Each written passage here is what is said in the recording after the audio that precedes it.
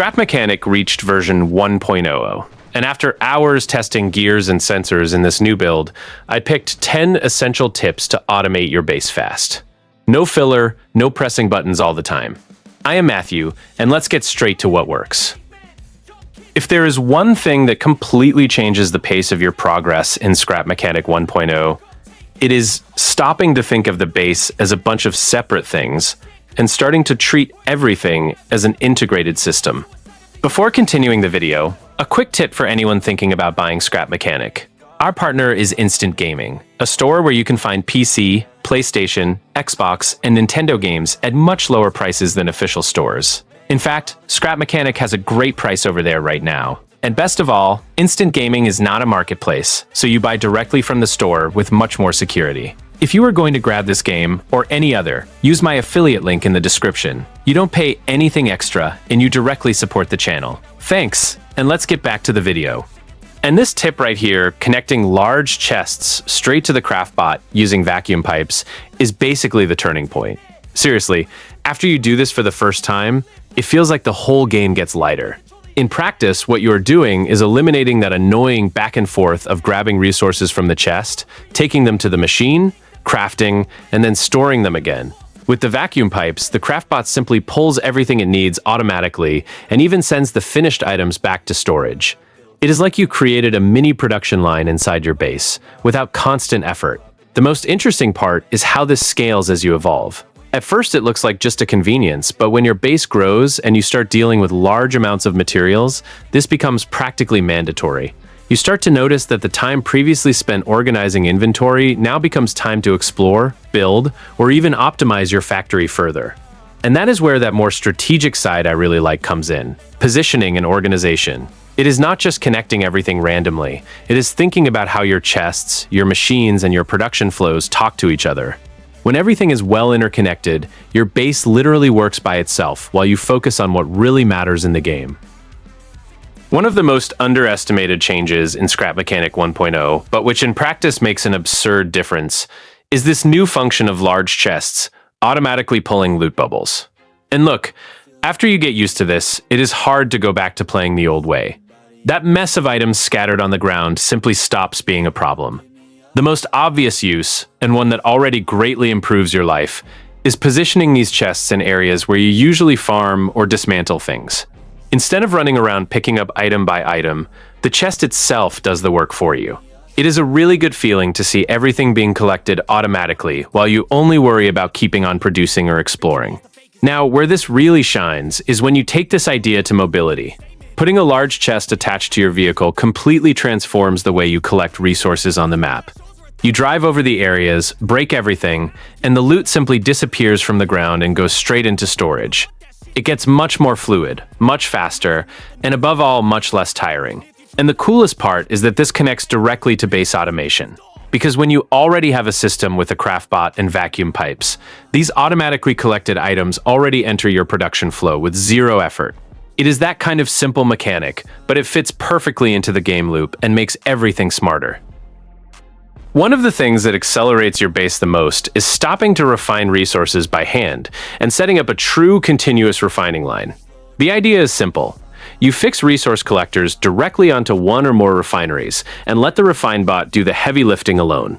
Once you understand this flow, that annoying cycle of unloading, grabbing, processing, and storing almost disappears from your routine. In practice, it works like this. You return from exploration with the vehicle full of logs or raw metal blocks, unload near the station, and the system already starts pulling everything automatically. The Refinebot detects nearby resource collectors and processes the materials into usable blocks without you needing to click on anything. It is that kind of automation that seems small at first, but completely changes the rhythm of the base. What I like the most about this is the feeling of efficiency. You do not stay standing there watching the refinery work. While it processes, you can already go organize chests, adjust the Craftbot, or head out again to farm. Your base keeps producing even when you are not micromanaging every step, and this makes the game much more fluid.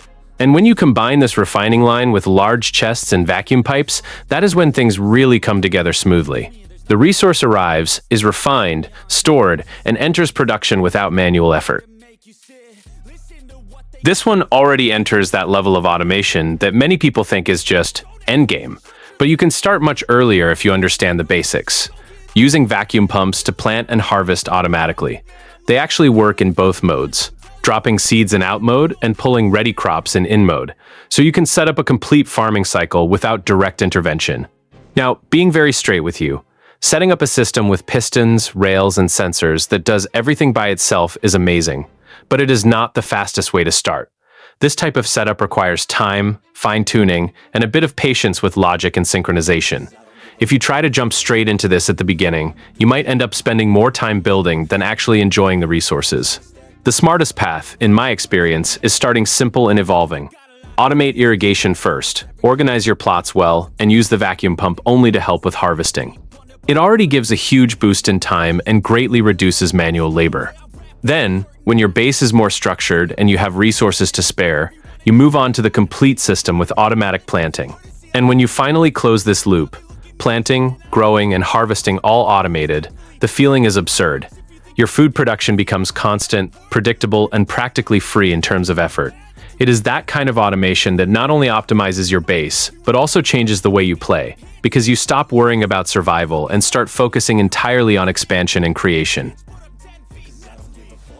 If there is one automation I consider practically mandatory, it is automatic irrigation using sensors, logic gates in timer mode, and water cannons.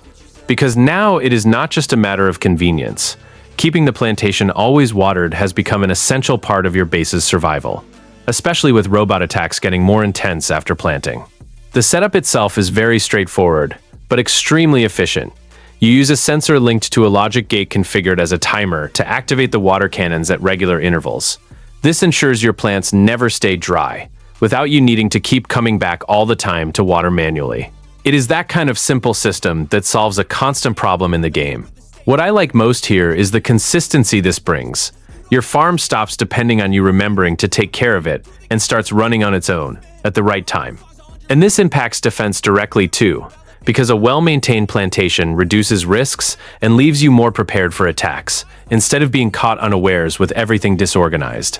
And when you put this automatic irrigation together with harvesting and planting, even if partially automated, your farm turns into practically an independent machine.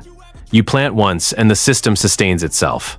This completely frees up your attention to explore, build, or expand the base, while your food production stays firm and constant behind the scenes.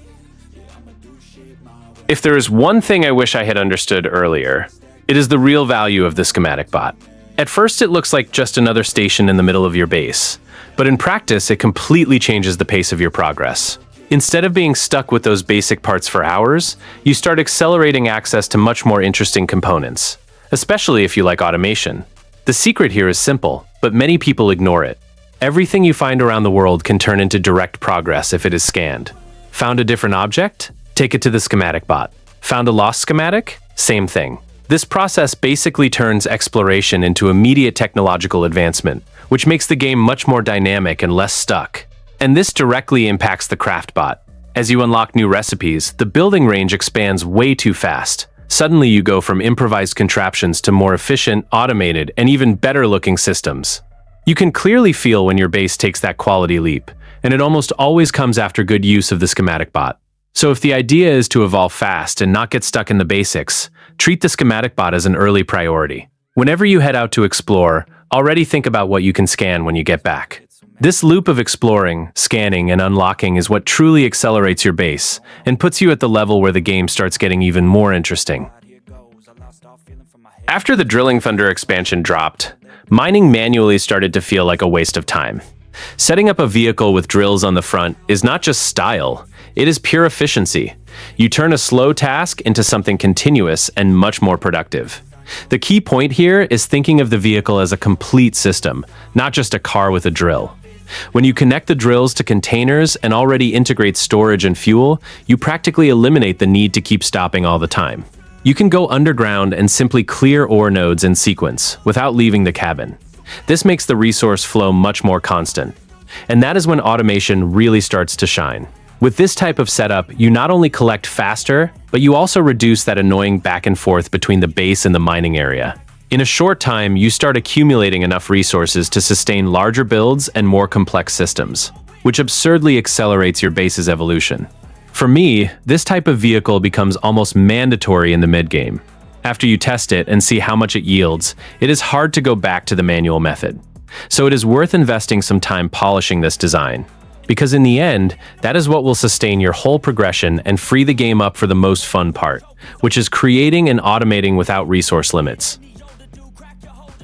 Logic gate loops, especially these clock generators, are basically the heart of advanced automation. At first, it might look a bit confusing to deal with XOR, AND, or NOR, but in practice, you just need to set up a simple closed circuit with 3 gates to generate a continuous pulse. The most interesting part is that this intermittent signal turns into a universal tool inside your base. You can use this clock to control pistons in perfect cycles, automate packaging systems, or even create operating patterns in larger machines.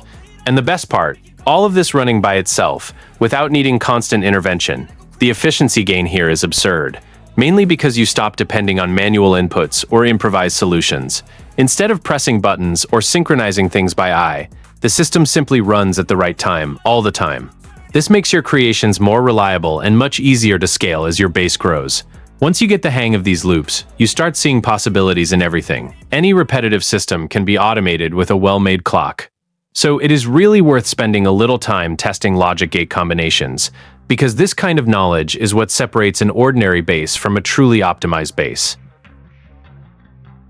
If there is one thing that completely changes the rhythm, it is stopping to think of collection as something manual. Seriously, at first, everyone goes there, cuts trees by hand, mines with their bare hands, but that gets unsustainable very fast. The turning point for me was setting up a simple but functional mobile harvester, and the difference in the time you save is absurd. The idea is very direct. You create a vehicle with a saw on the front to chop down trees and a drill to mine, all connected to a resource collector. While you drive, it already collects automatically, without needing to keep getting out all the time. And the best part is that this turns a repetitive task into something much more fluid, almost automatic. You basically drive and clear the map. Now, one detail that many people ignore, but makes a huge difference: leave those blades spinning all the time. It sounds silly, but this works as a passive defense. Bots end up getting hit as they approach, which gives you an extra layer of safety, especially when you are focused on collecting or even leaving the vehicle working by itself nearby. For me, this type of build is what truly defines the experience of the game. Scrap mechanics stops being just survival and turns into pure optimization. When you start automating these basic tasks, you have time left to explore, build better, and test more complex ideas. And honestly, after you use a harvester like this, going back to manual collections simply doesn't make sense anymore. At first, it might look like an exaggeration, because you can carry everything by hand. But when your base starts to grow, this system becomes the heart of everything. I started using it just to organize harvesting. And before I knew it, I was automating half the base. The most interesting part is how this completely eliminates that annoying routine of transporting resources from one side to the other. You connect the pipes, place the vacuum pump, and done. Crops, ores, and even liquids start flowing straight to the chests without you needing to touch a thing. It is a really good feeling to see everything working by itself, as if the base were alive. And where this really shines is when you start combining it with sensors or buttons. You can set up small, very efficient production lines. The item leaves the crop, goes straight to the chest, and from there can automatically move on to the Craftbot. This creates a continuous flow that greatly reduces time lost on micromanagement and lets you focus on expanding or improving the base.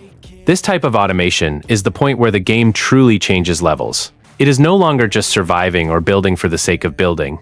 It is thinking about efficiency, flow, and organization.